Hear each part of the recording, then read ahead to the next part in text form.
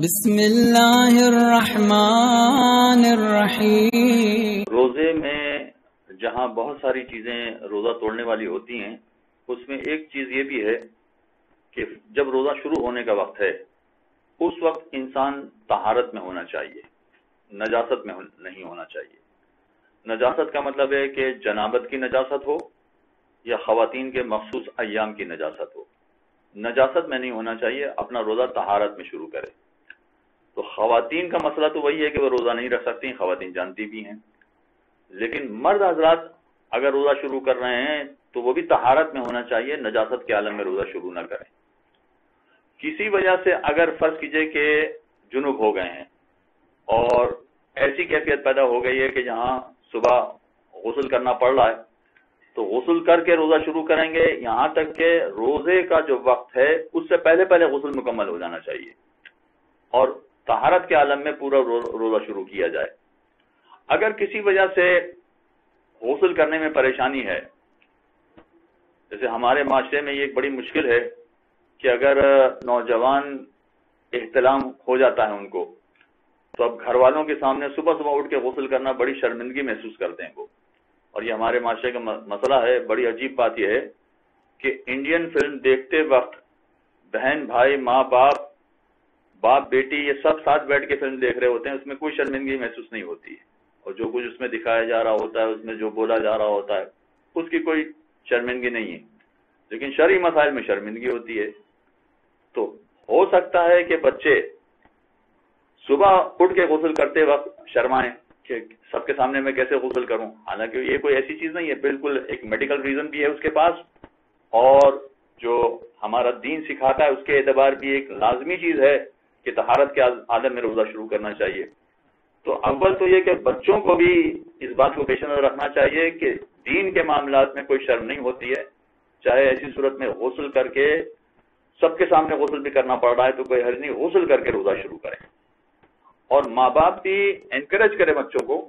کہ اگر ایسا ہو گیا تو کوئی بات نہیں ہے، تو بالکل نیچرل سی چیز ہے، لہذا طہارت کر کے پھر اپنا روزہ شروع کیا جائے، جو غسل واجب ہو چکا ہے واجب غسل کے بعد روزہ شروع کیا جائے۔ تو اصل مسئلہ تو یہ ہے کہ روزہ، اور یہ بھی میں وضاحت کر دوں کہ فقط میں رمضان کے روزے کی بات کر رہا ہوں، باقی روزوں کی بات نہیں کر رہا، وہ مستحب روزہ یا منت کا روزہ یا قضا روزہ ان کی بات نہیں کر رہا، فقط رمضان کے روزے کی بات کر رہا ہوں کہ وہ طہارت کے عالم میں شروع ہونا چاہیے، یعنی جو ہماری فجر کی نماز کا وقت ہے وہاں سے روزہ شروع ہوتا ہے، اس وقت تک طہارت کمپلیٹ ہو جائے اور اس عالم میں اس کا روزہ شروع ہونا چاہیے۔ ہاں، اس میں کچھ باتیں ہیں کہ جو بتائی گئی ہیں کہ فرض کیجئے کہ رات کو کوئی شخص جنوب ہو گیا اور اسے پتہ ہی نہیں چلا، اور اس کی آنکھ اس وقت کھلی کہ جب روزے کا وقت گزر چکا تھا، یعنی روزہ شروع ہو چکا تھا، تو اب کوئی حرج نہیں۔ اب اگر اس کو رات کو پتہ ہی نہیں چلا اور صبح اس کی آنکھ کھلی ہے تو یہ روزہ رکھ سکتا ہے، اس کا روزہ بالکل صحیح ہے، بعد میں غسل کر لے نماز پڑھنے کے لیے، لہذا اس کا روزہ صحیح ہو جاتا ہے۔ بعد میں غسل کرنے کا مطلب ہے کہ اگر فرض کیجئے فجر کے وقت اس نے غسل نہیں بھی کیا، فجر کے وقت تک بھی اس کی آنکھ نہیں کھلی، فجر کا بھی پورا وقت گزر گیا، فجر کی نماز بھی اس نے نہیں پڑھی، تب بھی کوئی حرج نہیں ہے، اس کا روزہ بالکل صحیح ہے، یہ روزہ رکھ سکتا ہے۔ ان افراد کے لیے کہ جو کسی مجبوری کی وجہ سے غسل نہیں کرتے ہیں، جیسے میں نے بچوں کی مثال پیش کی، وہ غسل نہیں کرتے ہیں، تب بھی ان کی ذمہ داری ہے کہ آخری وقت میں، یعنی روزہ شروع ہونے کا جب وقت ہو جائے، بالکل آخری وقت ہو جائے،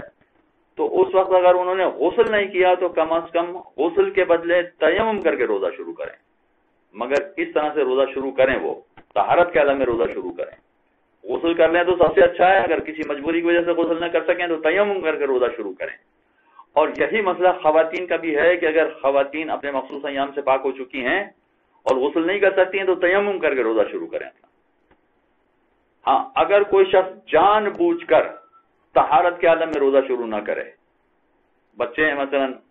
انہوں نے غسل نہیں کیا، تیمم کرنے کے لیے کوئی مٹی نہیں تھی یا وہ چیزیں نہیں تھی کہ جس پر تیمم کیا جا سکے، تو جان بوجھ کے اب انہوں نے طہارت کو چھوڑ دیا ہے، تو اب کیا کیا جائے؟ اب آیت اللہ سیستانی فرماتے ہیں کہ یہ جو آج کا روزہ ہے، یہ روزہ تو یہ رکھے، اس روزے کو پورا کرے، اور رمضان کے بعد ایک اور روزہ رکھے، اور وہ روزہ رکھے کا مطلب ہے وہ ما فی الذمہ کی نیت سے روزہ رکھے۔ ما فی الذمہ یعنی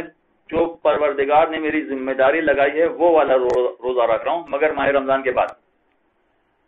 کیا مطلب اس کا؟ ذمہ داری لگائیے. کہتے ہیں کہ یہ طے کرنا بڑا مشکل ہے کہ یہ روزہ قضا روزہ کہلائے گا جو رمضان کے بعد رکھا جا رہا ہے، یا یہ سزا والا روزہ کہلائے گا. سزا کا مطلب کفارہ جیسا روزہ، کون سا روزہ کہلائے گا؟ تو کہتے ہیں یہ خود نہیں پتا، لہذا ایسی صورت میں وہ معافی ذمے کی نیت سے رمضان کے بعد اس روزے کی قضا کرے. مگر کب؟ جان بوجھ کے طہارت کے عالم میں اس نے روزہ شروع نہیں کیا تو یہ ذمہ داری ہوگی. وصلی اللہ علی محمد. اللهم صل على